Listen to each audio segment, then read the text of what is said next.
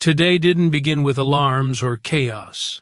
It began quietly, just another day. People woke up, checked their phones, rushed to work, brewed coffee, and moved through life without knowing that. Before the day ended, a voice that had carried millions through their darkest moments would suddenly go silent, no warning, no build-up, just one moment, and then everything changed. A breaking message began circulating online. At first, it felt unreal, like one of those rumors you scroll past and assume can't possibly be true. But this one was different. Donnie McClurkin had collapsed. For fans of gospel music, it felt like the ground shifted beneath their feet. This wasn't just a singer. This wasn't just a celebrity headline. This was a man whose songs had been played at hospital bedsides, at funerals, in prison cells, in moments when people had nothing left but faith. And now, the very person who taught the world how to stand was the one who had fallen. The hours after Donnie McClurkin was taken away in that ambulance felt heavier than time itself. People didn't just refresh their phones for updates. They held them tightly, as if letting go might somehow make the worst news arrive faster. In homes across the world, his songs were suddenly playing again, not as background music, but as prayers. Stand sounded different now. We Fall Down felt painfully literal. Lyrics that once comforted now carried urgency, because the man who wrote them was fighting his own unseen battle. For many, it felt like watching a protector finally lay down his shield, and that realization brought both fear and deep reflection. As night fell, memories of Donnie's voice filled the silence. People remembered where they were the first time his music reached them. A lonely bedroom, a hospital hallway, a prison cell, a car ride where tears wouldn't stop falling. Donnie had always seemed to show up at exactly the right moment, like a companion during the hardest chapters of life. That's why this moment felt so personal. It wasn't just concern for his health. It was the sudden fear of losing a voice that had become part of people's emotional survival. When someone has walked with you through your worst days, the thought of them hurting feels unbearable. Inside the hospital, the waiting was relentless. Minutes stretched into hours. Family members sat quietly, their faces showing a mixture of faith and exhaustion. Some stared at the floor. Others whispered prayers they had prayed many times before, but never with this much trembling in their voices. Donnie's body, which had carried so much sound and strength, was now surrounded by machines humming softly in the background. Those who love him understood something deeply unsettling in that moment. Strength has limits, even when the spirit refuses to slow down. Doctors continued monitoring him closely, aware that this wasn't just another patient. This was someone whose life had been lived at full volume for decades. A man who rarely rested, not because he didn't believe in rest, but because he believed too strongly in people. His heart, both literal and symbolic, had carried more weight than most could imagine. Years of emotional labor, constant travel, intense performances, and the pressure to always be on had slowly added up. This collapse was not a single moment of weakness. It was the echo of years spent giving without pause. As people waited for news, stories kept pouring in. People weren't just sharing their favorite songs, they were sharing pieces of their lives. They spoke about moments when Donnie's voice felt like the only thing standing between them and despair. Some admitted they had never told anyone how close they came to giving up until his music interrupted their darkness. Others said his songs taught them how to pray when words failed. These weren't casual listeners. These were people whose lives had been quietly redirected by something as simple and powerful as a song at the right moment. The deeper truth is that Donnie McClurkin's music always carried pain inside it. You could hear it in the way his voice sometimes cracked and the way he leaned into certain lyrics as if they weighed more than others. That pain wasn't a weakness, it was the source of his connection. He sang like someone who understood suffering intimately. He never tried to sound untouched by life. He sounded like someone who had walked through fire and still believed there was purpose on the other side. That authenticity is what made people trust him, and trust, once given, creates responsibility. That responsibility followed him everywhere. Even on days when his body felt heavy, Donnie showed up. Even when his spirit was tired, he lifted others. The idea of canceling a performance felt, to him, like abandoning people who had already been through enough. He carried their expectations not as pressure but as a calling.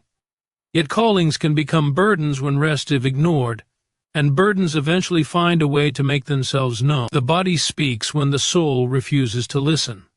What makes this moment especially painful is that Donnie had already survived so much. His life story is not one of ease but endurance. He learned early that pain doesn't ask for permission. He learned that loss can arrive without warning. Those lessons shaped him, but they also hardened him in ways he may not have fully realized. When you grow up surviving, slowing down can feel dangerous, rest can feel like vulnerability, and vulnerability, when you've spent your life being strong, can feel terrifying. As updates remained scarce, people began praying not just for Donnie's recovery but for his peace. They prayed that he would feel the same comfort he had given so freely. They prayed that he wouldn't feel guilty for resting, for needing help, for stepping back.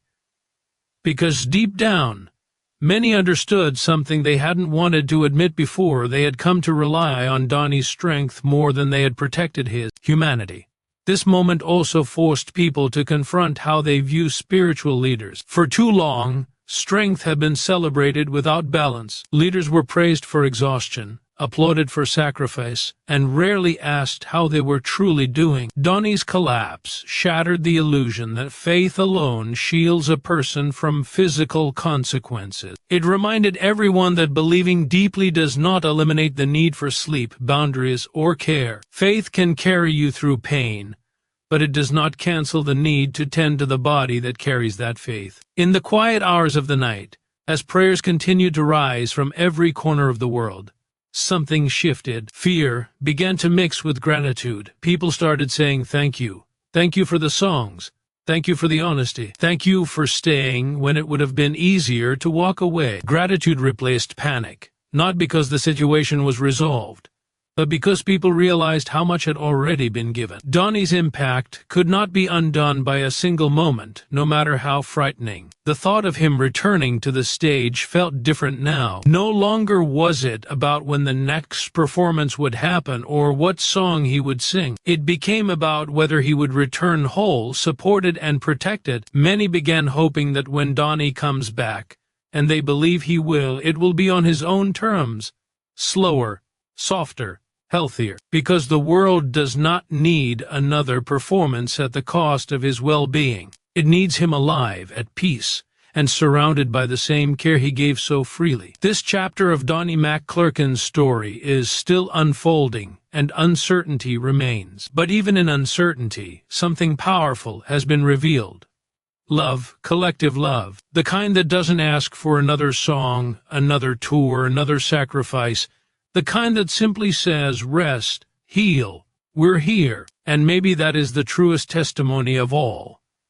That a man who spent his life lifting others has inspired the world to finally lift him. In the end, this moment is not only about fear or loss, it's about reflection, about learning, about remembering that even the strongest voices need moments of silence. Donnie McClurkin's life has always been a song of endurance, and sometimes the most meaningful part of a song is the pause. That pause allows the message to settle. It allows the heart to catch up, and it reminds us that strength is not found only in standing tall, but also in knowing when to sit down and let love carry you forward. And in that pause, the world is listening more carefully than it ever has before. Listening not just for updates or announcements, but for lessons about compassion, about slowing down, about the hidden cost of always being the one who holds everyone else together. People are beginning to recognize how often they celebrate the results of someone's sacrifice without acknowledging the weight of what it takes to keep giving. Donnie's silence has spoken louder than any performance, revealing truths that words alone never could. There is something sobering about realizing that the people who seem strongest are often the ones who carry the deepest wounds. Donnie never hid his struggles, but even honesty has its limits when the world expects resilience without rest. He became a symbol of perseverance, and symbols are rarely allowed to be fragile. Yet fragility is not failure, it is proof of humanity. And perhaps this moment is inviting everyone to redefine what it truly means to be strong. For many, Donnie's music was not about perfection. It was about survival. About getting through one more night, one more prayer, one more breath. His voice didn't promise that everything would be easy, it promised that you wouldn't be alone. That promise still stands even now. Even as he rests. Even as others take their turn lifting him. Because the truth is, the message he gave has already taken root. It lives in the hearts of those who learn how to stand, not by avoiding pain, but by facing it honestly. As the days move forward, people will continue to watch and wait. But something has already changed. There is a gentler tone in the way his name is spoken, a deeper respect for the cost of his calling, and a quiet hope that when Donnie McClurkin's voice is heard again, whether in song, in speech, or simply in life, it will be backed by rest, by care, and by the unwavering knowledge that he is loved not just for what he gives, but for who he is. In the stillness that followed, many people began to understand something they had overlooked for years. Donnie McClurkin's greatest gift was never just his voice, but his willingness to be real in a world that often demands perfection. His songs did not pretend that faith erased pain. They acknowledged the pain and dared to believe anyway. That honesty is why his music endured. It met people where they were, not where they wished they could be. And now, as he rests in a moment he did not choose, that same honesty is being reflected back to him through the prayers, tears, and quiet gratitude of those he has touched. There is a sacredness in this pause, even if it arrived through fear. It has forced people to slow down long enough to recognize how deeply one life can shape millions of others. For years, Donnie carried stories he would never fully know, marriages saved, lives redirected, moments of despair interrupted just long enough for hope to enter the room. Those stories were never visible from the stage. They lived quietly in living rooms, cars, hospital rooms, and broken hearts. And now all of that unseen impact has risen to the surface, forming a collective reminder that what he gave mattered more than numbers, charts, or applause ever could. As people reflect, many are also confronting their own relationship with rest and resilience. Donnie's collapse has become a mirror, showing how often people push themselves past healthy limits while calling it dedication or faith. It has stirred difficult questions. When does perseverance become self-neglect? When does service become silence about personal pain? These questions do not diminish Donnie's legacy, they deepen it. His life has opened a door for conversations that were long overdue, reminding people that caring for the soul also means caring for the body and mind that carry it. Somewhere in the quiet of recovery, Donnie is surrounded not by the roar of a crowd, but by stillness, and in that stillness there is room for healing that noise never allows. Healing is rarely dramatic. It doesn't arrive with applause or instant answers. It comes slowly, in measured breaths, in moments of sleep, in the reassurance that it is okay to stop. That kind of healing requires permission that many strong people never give themselves. Perhaps the greatest gift the world can offer him now is that permission, freely and without expectation. What remains undeniable is that Donnie McClurkin has already given enough. He has poured out more than most people are ever asked to give in a lifetime. His legacy is not hanging in the balance of this moment, it is already written in countless lives. Whether or not he ever returns to the same pace, the same stages, or the same spotlight, his purpose has been fulfilled in ways that cannot be undone. Impact does not disappear when a person rests. If anything, it becomes clearer. As days turn into weeks, the urgency will slowly soften, but the lesson should not. People will eventually return to their routines, but the hope is that they will do so with greater compassion, for leaders, for caregivers, for artists, and for themselves. Donnie's story reminds everyone that strength without care is not sustainable, and that even those who inspire faith need space to be human. This is not a sign of weakness. It is a truth that binds everyone together. There is also a quiet beauty in knowing that Donnie is now receiving what he spent decades giving. Love without demand. Support without conditions. Prayers that ask nothing in return. This reversal is powerful. It honors not just the singer but the man. And it shows that true community does not only gather when someone is strong but when they are vulnerable. That is where love proves itself real. When his music plays now, it carries new meaning. The words feel closer, heavier, and more alive. They no longer sound like distant encouragement, they sound like lived experience. People hear them and realize that the voice behind them understands the cost of belief more than they ever knew. That understanding deepens the connection rather than breaking it. Silence has not erased his presence, it has amplified it. In time, Donnie McClurkin's story will move forward, as all stories do. But this chapter will remain significant because it shifted something collective. It reminded the world that even pillars need support, even shepherds need rest, and even the most powerful voices need moments where they are not required to sing. Sometimes the most profound ministry happens not on a stage but in stillness, where healing begins unseen. And so the world waits, not with the demand for answers but with patience. Not with expectations, but with care. Whatever comes next will come in its own time. For now, there is only this moment, a moment of reflection, gratitude, and deep respect for a man whose life taught millions how to keep going, and whose pause is now teaching them how to slow down. If this story moved you, don't let it end here. Let it change the way you listen, the way you love, and the way you show up for the people who carry others through hard seasons. Take a moment to pause and reflect on the voices in your own life that have helped you survive. The mentors, artists, leaders, or loved ones who stood strong so you wouldn't have to fall alone. Reach out to them while you still can, not to ask for more, but simply to say thank you. Gratitude, spoken out loud, has a way of healing both the giver and the receiver. This is also an invitation to support the people who inspire you beyond applause and admiration. Support looks like respecting boundaries. It looks like allowing rest without guilt. It looks like choosing compassion over pressure when someone needs time to heal. Too often, we celebrate strength while ignoring the cost it takes to sustain it. Let this moment remind you that encouragement matters most when it comes without expectations attached. If you are someone who gives constantly, emotionally, spiritually, creatively, let this be your reminder that you are allowed to rest. You are allowed to step back without explaining yourself.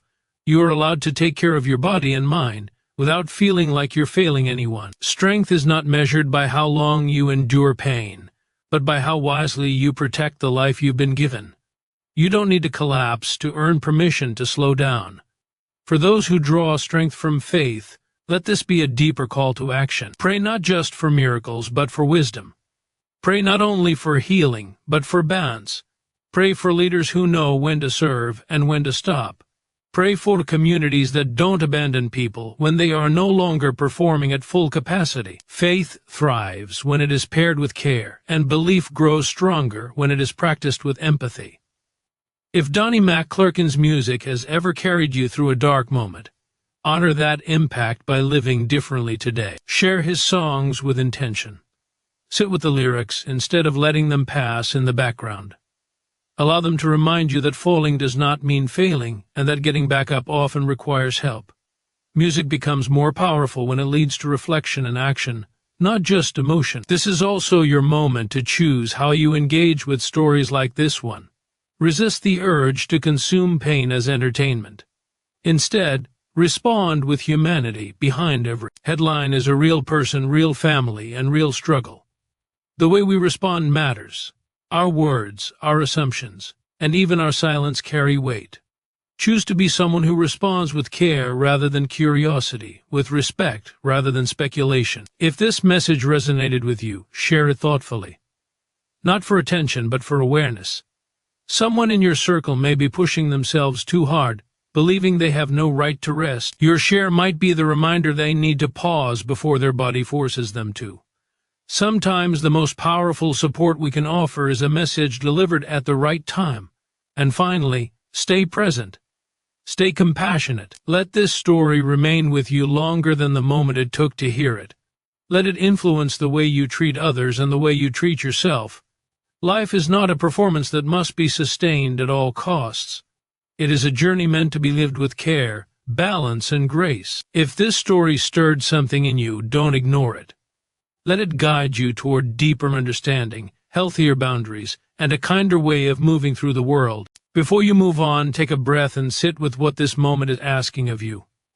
Let it remind you that love is not passive. It requires intention. Choose to be the kind of person who checks in, who listens without trying to fix, who notices when someone's light starts to dim. Small acts of care can interrupt exhaustion before it turns into collapse. A message, a pause, a willingness to stand beside someone in silence can carry more healing than any grand gesture.